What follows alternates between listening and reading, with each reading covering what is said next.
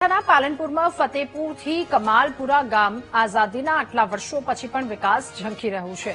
ફતેપુર ગામથી કમાલપુરાને જોડતા કાચા રસ્તાને લઈને સ્થાનિકો પરેશાન થઈ રહ્યા છે। 25 વર્ષથી રોડ માટેની માંગ કરતા ગ્રામજનો હવે નારાજગી વ્યક્ત કરી ઝડપી રોડ બનાવવા માંગ કરી રહ્યા છે। સ્થાનિકોનું કહેવું છે કે છેલ્લા ઘણા વર્ષોથી રજૂઆત કરીએ છીએ પરંતુ પાક્કો રસ્તો નથી બનાવવામાં આવતો।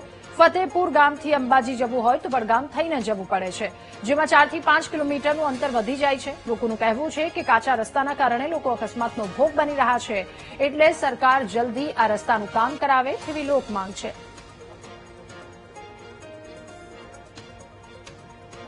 તો 30 વર્ષથી અમે આ રાહ જોઈ રહ્યા છીએ અને બિલકુલ સમજો કે અમદાવાદથી આવવા માટે બિલકુલ સરળમાં સરળ રસ્તો અંબાજી જવા માટેનો જો હોય તો એ કાણોદર, કમાલપુર, ફતેપુર, સેમોદરા થઈ ગોળા થઈ અને તીર્થધામ જે છે આપણું અંબાજી ત્યાં જઈ શકાય, વત્તા ટ્રાફિકની પણ કોઈ સમસ્યા ન રહે। તો જો આવી રીતે રોડ બની જાય એ ફતેપુર, કમાલપુર અને સેમોદરાનો તો અમારે બિલકુલ એકદમ સરળતાથી આ બધો જ વાહન વ્યવહાર પણ થઈ શકે, ટ્રાફિકની સમસ્યા પણ ન નડે।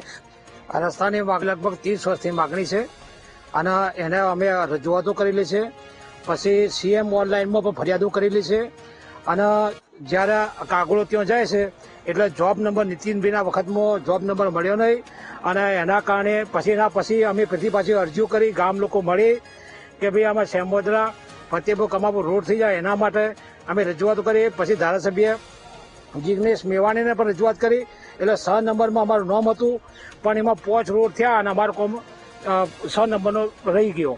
હવે જો આ રોડનું કામ થાય તો અમારા 2 કિલોમીટરમાં અમારે એ ગામડામાં જઈ શકાય, પણ હાલ કોઈ નેતાઓ વાપરતા નથી।